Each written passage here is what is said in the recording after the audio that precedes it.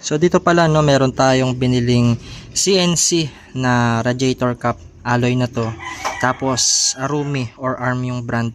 So pagka naka BRD kayo na radiator, so hindi magpipit yung radiator cap dito. Pero pag stock yung radiator ninyo, plug and play lang itong radiator cap. So ito yung motor natin na Honda Click 125. Syempre, favorite color natin is kulay red. Ngayon, naka-BRD tayo. Hindi pwede yung stock radiator cap natin dito. Ayan. So kailangan natin mag-port dito. Ayan, medyo malalim yung tatabasin natin. Medyo makapal pala para pumasok siya. So syempre, gusto ko naman may tindig yung BRD na radiator natin, 'di ba? So ito boring kasi pag ganyan lang yung tindig niya, 'di ba? Ngayon bibigyan ko kayo ng ideya kung paano yung gagawin natin. So para hindi na kayo pupunta ng shop, ang bibili nyo lang yung porting tools, yung mini grinder tools. So ngayon tara, samahan niyo akong magtabas ng Inco na mini grinder tools. Mura lang to, nasa 1.4 lang. So inintay ko lang yung bala natin para dito. Magtsatsaga na lang tayo dun sa mga stock na bala nya. So tara, let's go. So ito, malaki yung tatabasan natin dito. Ayan o. So ganyan yung matitira. Medyo makapal lang tatabasan.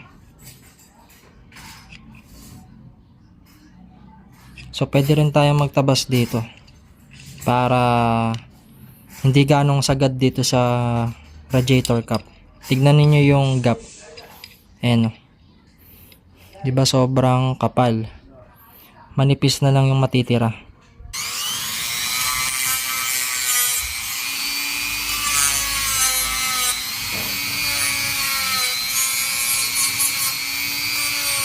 Papakinisin lang natin dito.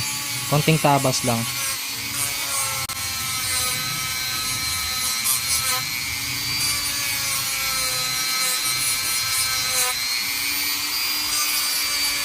Para hindi ganong sagad sa alloy. Kasi sobrang nipis na talaga. Binenta ko kasi yung stock radiator eh. Kaya ito yung ilalagay natin. Pag naka BRD kayo, gusto nyo ng may tindig tsaka may dating, ito yung gagawin ninyong diskarte.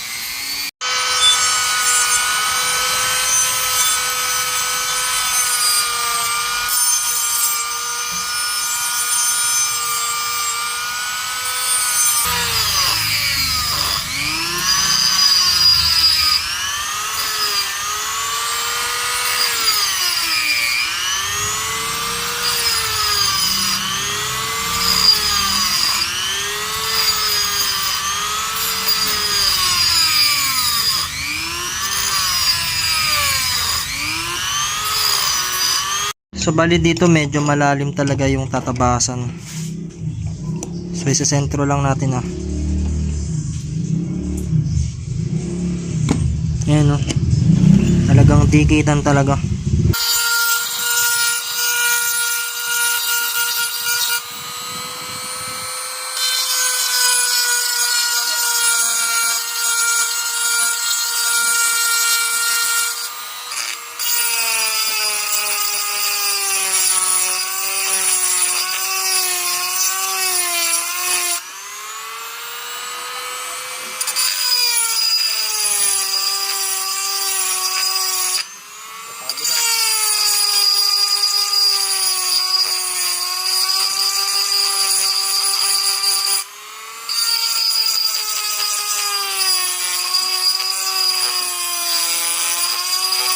Dapat yung bakal yung gamit natin para mabilis.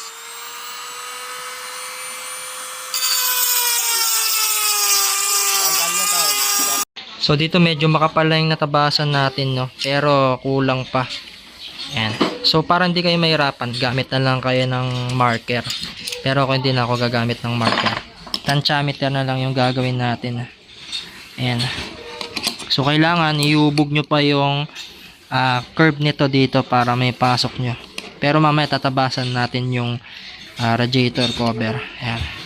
Ay, radiator cap pala. So, makapal pa oh. So, dito nga no, sobrang nipis na lang yung natira. Ayan. So, ganyan talaga. Ayan, wala nang problema dito sa gas-gas kasi nakatakip naman. So, dito naman tayo sa baba.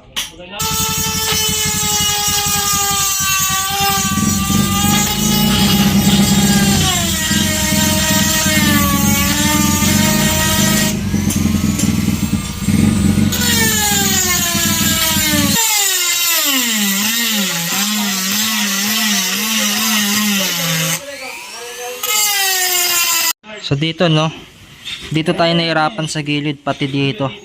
Sobrang kapal na ng tinabasan natin. Gabuhok na lang yung space oh. And konti na lang. Nililinis ko na lang yung mga edge. So yan yung mga tatabasan ninyo. So ayan oh, konti pa. Para pumasok no. Ayan oh, tignan niyo, konti na lang. Gabuhok na lang yung tatabasan. Pero ito siguro lilinisin ko na lang to para ano, ito tabasan ko na lang ng konti dito sa gilid para hindi na mabutas no, hindi na masira.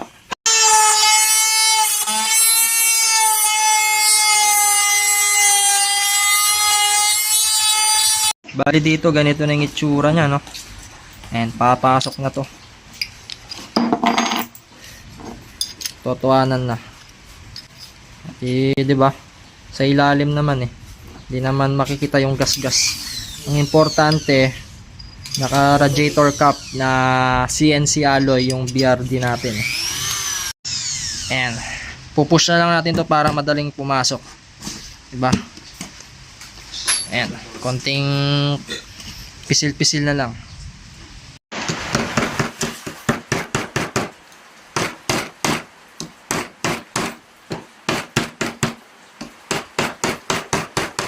Itong ano niya, ilagay na natin yung lock para sure ball, di ba?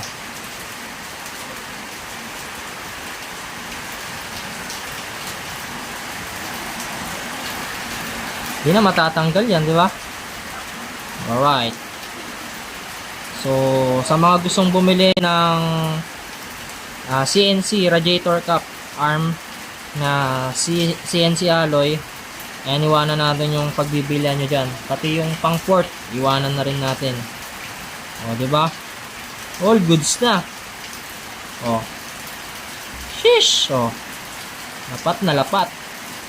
Alright. Lalagay na natin. O, diba?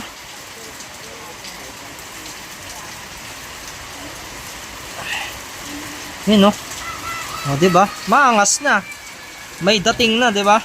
May bitaw na yung radiator natin. O, di ba? So, pagka naka-BRD kayo, tapos gusto ninyong lagyan ng CNC Arumi na radiator cap, ayan, ganun lang yung gagawin niyo, no? So, yung ipang-labor ninyo, kayo na lang mag-DIY. So, tantiameter na lang yung ginawa natin. O, di ba? All right. Goods na. So, sa mga gusto pa ng ganitong klaseng content, mga basic tutorial, para sa mga newbie, mag-subscribe na kayo dyan. Let's go!